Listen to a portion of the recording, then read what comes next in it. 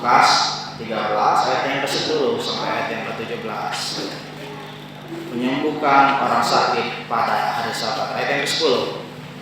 Pada suatu kali Yesus sedang mengajar dalam salah satu rumah ibadat pada hari Sabat. Di situ ada seorang perempuan yang berdarah 12 tahun yang tidak ada saksi sampai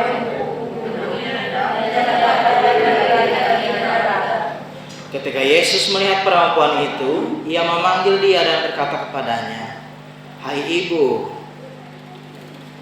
penyakitmu telah sembuh." Lalu yang berdarah katanya, "Sesuatu itu dan seketika itu juga berpulih itu dan melihat halal." Tetapi kepala rumah ibadat gusar karena Yesus menyembuhkan orang pada hari Sabat. Lalu ia berkata kepada orang banyak, "Ada 6 hari lamanya engkau bekerja, karena itu datanglah pada salah satu hari itu untuk disembuhkan dan jangan pada hari Sabat." Tetapi Tuhan menjawab dia katanya, "Hai orang munafik, bukankah sejak kalian telah melepaskan dunia atau pada yang ada Sabat atau pada yang ada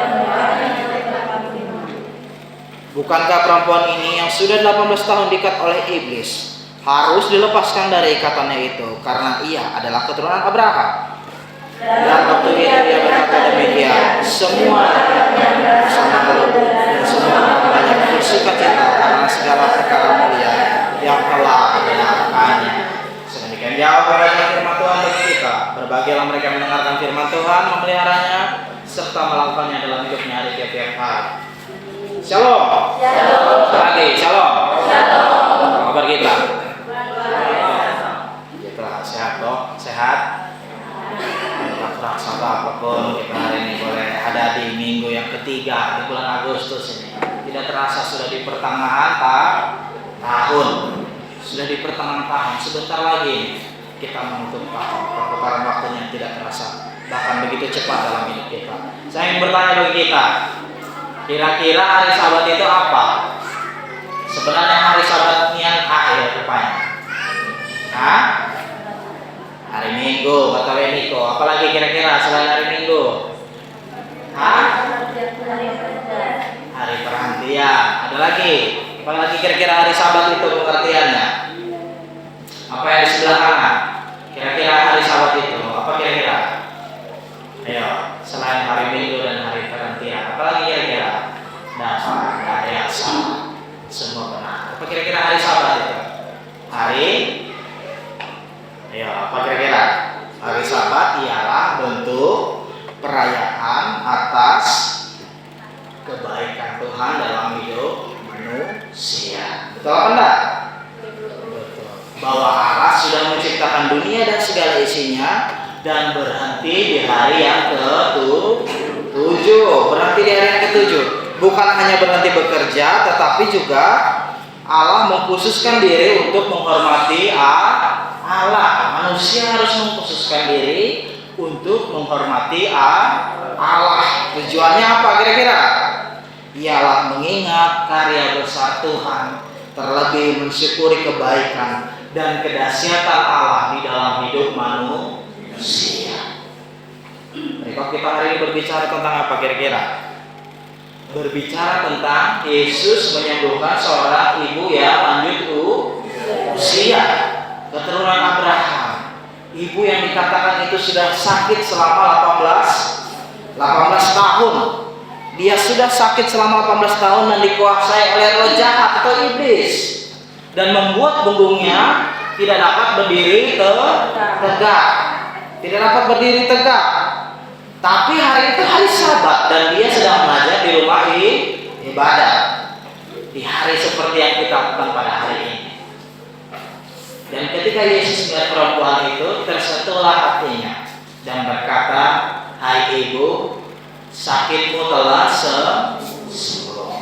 Siapa kira-kira yang suka bersukacita atas sakit yang telah disembuhkan oleh Tuhan Yesus itu? Siapa yang paling bersukacita? Semuanya. Tapi ada satu orang yang tidak bersukacita. Siapa kira-kira? Hah? Iblis. Tapi di dalam perikop kita hari ini, siapa yang tidak bersukacita? Yang justru dia gusar. Siapa? Kepala rumah ibadat. Kenapa kira-kira kepala rumah ibadat itu dosa? Karena dalam tradisi orang Yahudi, semua pekerjaan yang dilakukan oleh manusia di hari Sabat itu tidak boleh dilakukan. Bahwa di hari Sabat itu memang mereka benar-benar mengkhususkan diri untuk beribadat dalam tradisi orang Yahudi. Dan orang yang menjadi kepala rumah ibadat tersebut menjadi dosa, sekaligus juga protes dengan apa yang dilakukan Yesus kepada perempuan itu. Padahal tindakan Yesus tersebut menyembuhkan orang sakit. Apa kira-kira yang dilakukan oleh Yesus tersebut? Ialah sebuah penghayatan yang justru lebih benar tentang memaknai hari Sabat. Kira-kira mana yang lebih penting, Bapak Ibu Saudara jemaat Tuhan? Peraturannya kah atau menolong sesama sebagai penghayatan akan hari Sabat? Kok ragu-ragu? Ini harus sungguh-sungguh, Bu, karena dalam Tuhan itu harus sungguh-sungguh. Menolong peraturannya yang lebih penting atau menolongnya yang lebih penting? Menolongnya. Kenapa menolongnya yang lebih penting?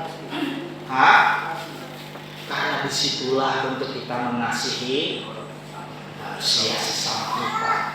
Kita menghentikan pekerjaan di hari Sabat karena kita mensyukuri kebaikan Allah di dalam hidup kita. Tetapi bukan berarti Allah menolak setiap perbuatan kasih. Justru di hari Sabat itulah kita melakukan setiap perbuatan kasih, yaitu memuliakan Allah. Itu penghayatan yang benar akan hari Sabat. Amin. Amin. Pemimpin rumah ibadat itu tampaknya mengasihi Allah. Dia mengasihi Allah dengan taat akan peraturan. Dia mengasihi Allah dengan taat akan peraturan, tetapi ia lupa bagaimana mengasihi sesamanya. Betul apa enggak? Betul. Dia taat dengan peraturan, tapi dia lupa mengasihi sesama. Sementara yang Yesus lakukan adalah berlandaskan kasih kepada Allah yang dimaknai dengan menolong sesama sebagai penghayatan atas hari Sabat. Apa kira-kira yang Yesus ingin sampaikan?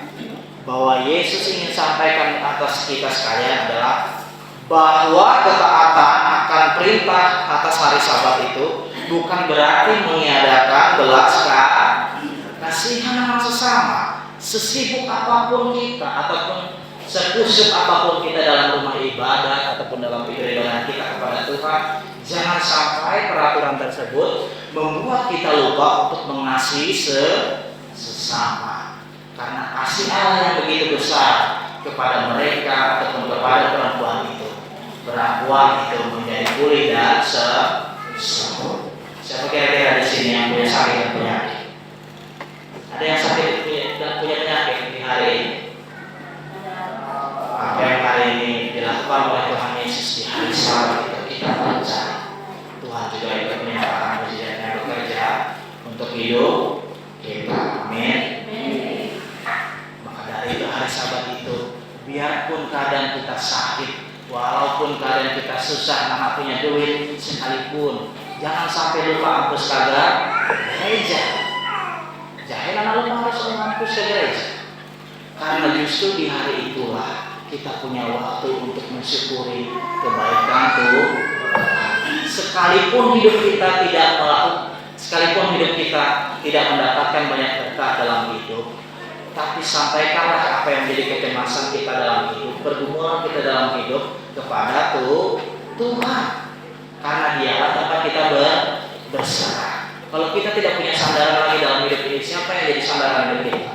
Saya mau tanya. Siapa kira-kira yang menjadi sandaran hidup kita kalau kita tidak punya sandaran lagi dalam hidup ini?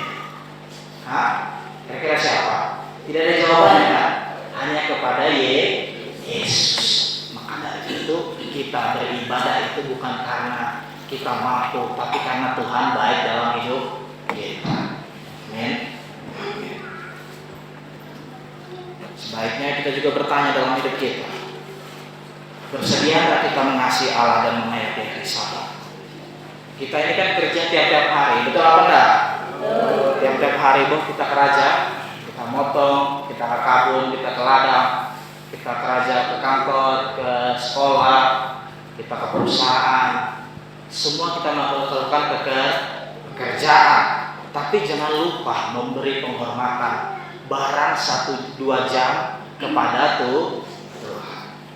Kira-kira ibadah kita paling lama itu berapa jam? 2 jam. Paling cepat? Paling lama 1 jam. Mau enggak kita beri 2 jam untuk Tuhan?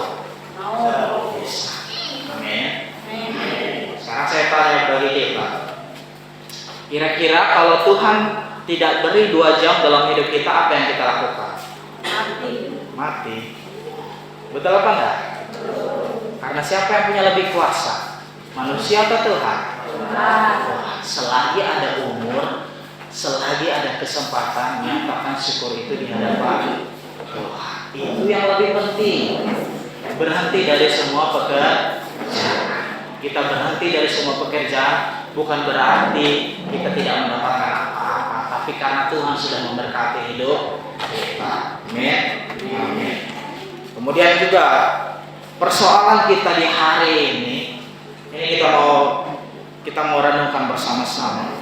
Persoalan kita hari ini sebagai orang beriman dan percaya itu, kita kerja mati-matian, kita kerja dengan sungguh-sungguh, tapi lupa dengan Tuhan. Kita lupa dengan saya yang memberi berkat dalam hidup dunia. Betul ya kita? Kita kerja mati-matian, tapi kita lupa memberi waktu untuk Tuhan. Sekarang saya mau tanya bagi kita, kira-kira orang eklabora itu artinya apa? Hah? Ayo. Hah? Ayo, setelah sungguh-sungguh. Kira-kira orang eklabora itu apa artinya? Bekerja sambil berdoa. Bekerja sambil berdoa. Itu kalau itu nilainya 75, Bu. Kalau berdoa dan bekerja itu nilainya 75. Kenapa kira-kira nilainya 75? Mau tahu nggak apa yang nilainya 100 itu? Apa artinya orang eklabora itu? Hah? Berdoa dan bekerja keras. Itu yang 100 itu. Berdoa dan bekerja keras. Bagaimana mungkin kita bisa bekerja? Bagaimana mungkin kita bisa berdoa tapi kerjanya enggak?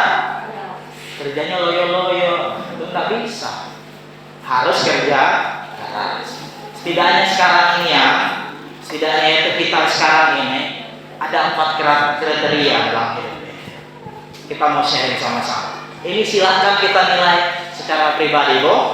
Kriteria yang pertama, ada orang, dengar baik-baik, ada orang yang kerjanya kuat, tapi doanya lemah sekali. Ada orang yang kerjanya kuat, tapi doanya lemah sekali. Ini orang yang super sibuk ini. Ini kalau ibadah, pasti alasannya sibuk. Ini dia kalau ditanya, jadi kita ibadah Pak? Aduh, aku ini yang sibuk loh Pak, katanya. Pasti dia sibuknya tuh dengan bangga dia sampaikan itu. Aku ini yang sibuk Pak, ngurus sawit, ngurus tanah. Betul Ki? Kok lemah ini?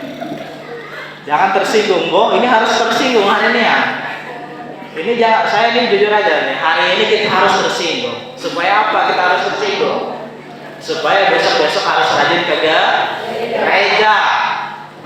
Ibadahnya pasti alasannya sibuk. Ngurus ladang, ngurus kebun. Padahal di rumah tidur. Kok lemah? Tidur. Suami siapa kira-kira? Hah? Di sini ada yang seperti itu. Di Bekabon ada. Kok lemah? Ada apa enggak? Ada. Suami siapa? Atau istrinya kira-kira? Ini saya tanya ibu-ibu nih. Ini suami-suaminya mana ini? Ada.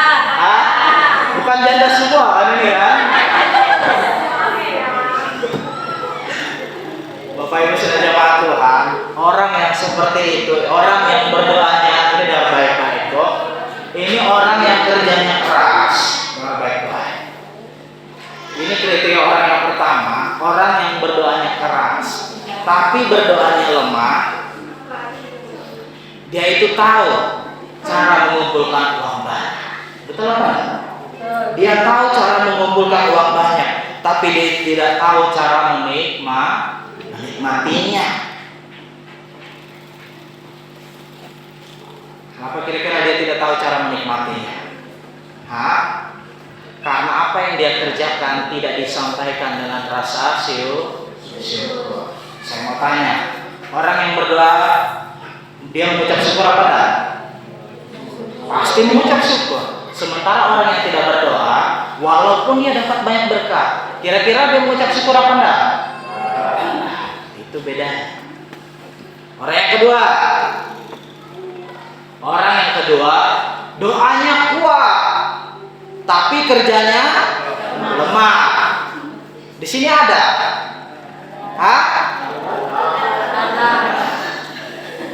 Ini harus sungguh-sungguh. Di sini ada apa enggak? Ada. Waduh. Ini orang yang doanya kuat tapi kerjanya lemah itu, dia hanya berharap pada mukjizat ini. Dia hanya berharap pada mukjizat. Bapak Ibu sedang jemaat yang dikasih oleh Tuhan, saya mau bilang ini dengar baik-baik ini, supaya kita tidak tertipu oleh aliran-aliran yang lain. Mukjizat itu ada, amin. Amin. Tapi jangan berharap kepada mukjizat. Kenapa? Apa kira-kira? Kenapa kira-kira kita jangan berharap kepada mukjizat? Karena ketika Tuhan datang bukan untuk bikinmu mukjizat. Tuhan datang ke atas dunia ini bukan untuk mukjizat, Bapak Ibu sekalian jemaat Tuhan. Tuhan datang ke dalam dunia ini bukan untuk bikin mukjizat. Tapi Tuhan datang, ataupun terlebih lagi, bukan untuk bikin orang sakit jadi sehat. Sekalipun dia bisa. Bisa nggak Tuhan bikin orang sakit jadi sehat? Bisa. Seperti yang dilakukan kepada seorang ibu yang tua ini, yang sudah 18 tahun menderita sakit pendarahan. Tuhan bisa bikin orang yang sakit jadi sehat. Apalagi ada orang banyak yang tidak kenal Tuhan, justru lebih sehat daripada kita. Betul apa enggak? Betul. Ini coba saya tanya, ini yang biasa minum-minum itu, ini sorry Bob, ini yang mau tersinggung boleh. Ini hari ini harus belajar tersinggung hari ini. Saya minta maaf, tapi hari ini kita harus belajar tersinggung. Ini yang biasa minum-minum itu pagi, siang, malam, ini selalu sehat, sakitnya tidak ada. Betul apa enggak? Ini jauh lebih sehat daripada kita. Pagi, siang, malam minum biasa kawan, tapi selalu sehat. Apa kira-kira yang diminumnya? Air namanya air air kejujuran. Betul apa enggak? Air kata-kata. Waduh, ini kok tahu ini. Nampaknya, tapi bukan peminum peminum sungguhan ya. Tapi kita yang mengenal Tuhan, duduk dekat kipas saja kita sakit pilek, Bu. Ini kita yang kenal Tuhan ini, sebentar-bentar dekat kipas itu, besok-besok sudah sakit. Betul apa enggak? Betul. Nah, Bapak Ibu sedang jemaat yang dikasih oleh Tuhan, saya mau bilang, Tuhan datang ke dunia itu bukan untuk bikin mukjizat ataupun bikin orang miskin jadi kaya. Sekalipun dia mampu. Bisa enggak Tuhan bikin orang miskin jadi kaya? Bisa. Justru itu hal yang lebih mudah Tuhan lakukan. Sekalipun dia bisa, tapi ada banyak orang yang tidak kenal Tuhan justru lebih kaya. Betul apa enggak ini? Orang yang tidak kenal Tuhan justru lebih kaya daripada kita yang kenal Tuhan. Siapa kira-kira contohnya? Itu yang koruptor itu, rumahnya 1, 2, 3, 4, 5, tapi tidak suka tinggal di rumah. Akhirnya justru tinggal di penjara. Walaupun tidak kenal Tuhan, tapi hartanya banyak. Tapi kita yang kenal Tuhan ini, kira-kira sedikit-sedikit anak berdiri kayu, sedikit-sedikit pulsa habis, sedikit-sedikit lauk habis, sedikit-sedikit listrik token bunyi, betul gak? Bapak Ibu Saudara jemaat yang dikasih dan diberkati Tuhan. Sekarang mau tanya, kalau begitu Tuhan datang ke dunia ini untuk apa? Hah? Tuhan datang ke dunia ini untuk menebus dosa saya dan saudara. Amin. Itu titik, tidak ada koma. Bahwa tujuan Tuhan datang ke dunia ini untuk menebus dosa kita manusia. Carilah dahulu kerajaan Allah dan segala isinya, maka semuanya akan ditambahkan kepadamu. Umur panjang ditambahkan. Umur panjang ditambahkan. Jabatan istri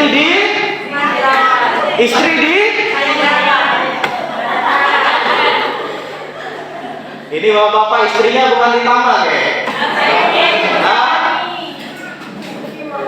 Ini saya rasa, aku lihat selama kita hidup di Bukabatian, kalau kita nikah dengan cewek Bukabat itu, satu aja tuh sudah pusing, apalagi dua. Kenapa kira-kira satu aja pusing?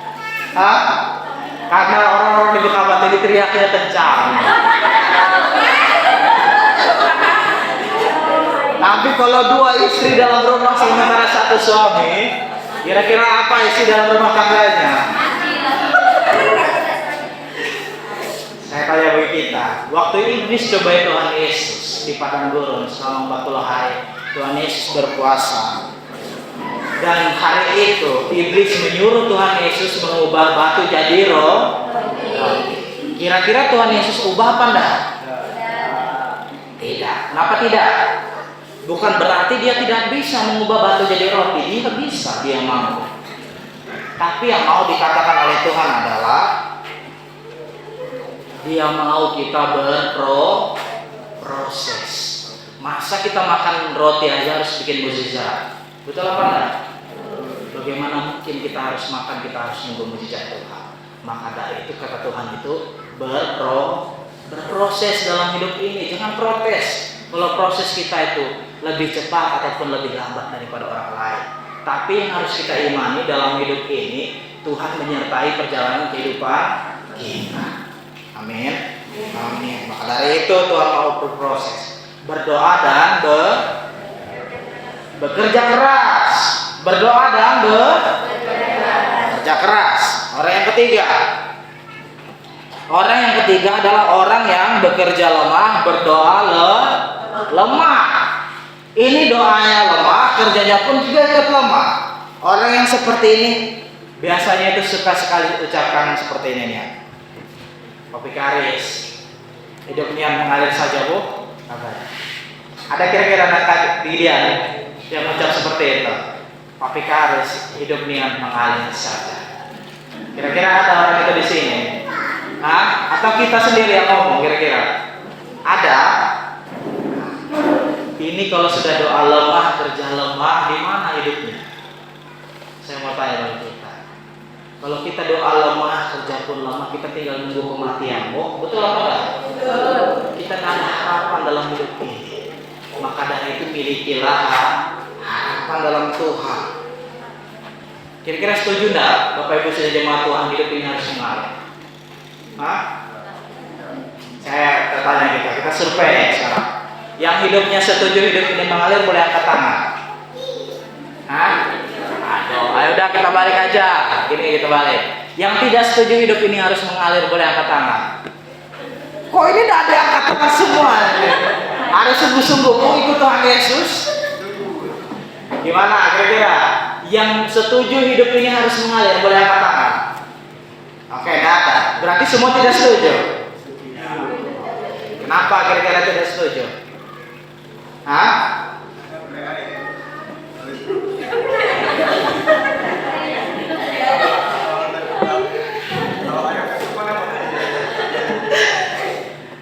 Karena orang Kristen itu bukan ikut mengalir, tapi bergerak maju.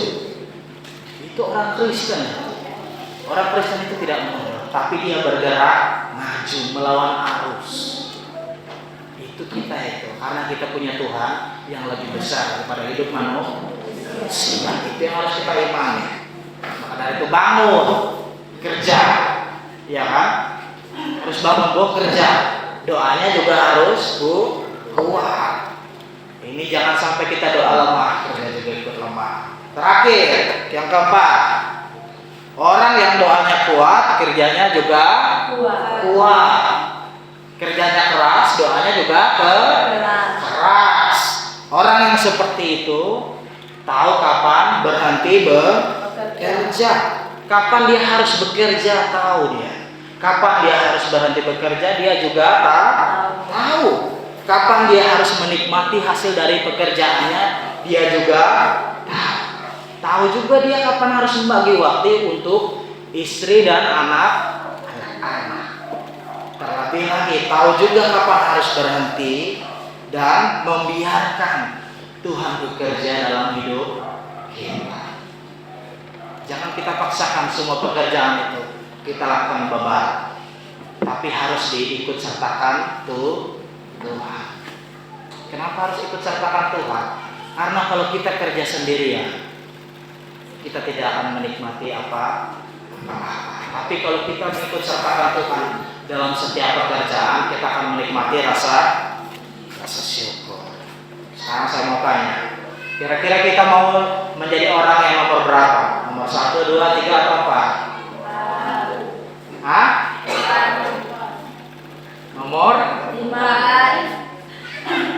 Ini kok ragu-ragu ya. Nomor 1, 2, 3 atau 4? Nomor 5 Anda, Bu. Maka dari itu Bapak Ibu sidang jemaat Tuhan, mintalah hikmah. Mintalah hikmah. Kenapa kita harus minta hikmah? Supaya kita mengerti apa yang Tuhan ditetapkan dalam hidup kita. Maknai dengan sungguh-sungguh apa hari Sabat, karena Tuhan begitu baik dalam hidup kita. Seperti Tuhan menyatakan mujizatnya bagi orang tua tersebut, begitupun pula di hari Sabat ini kita percaya berkat Tuhan dinyatakan dalam hidup kita. Amin. Dari itu mintalah hikmah, berdoa kuat, bekerja kuat. Amin. Gloria, kemuliaan bagi Allah saja. Amin. Firman Tuhan.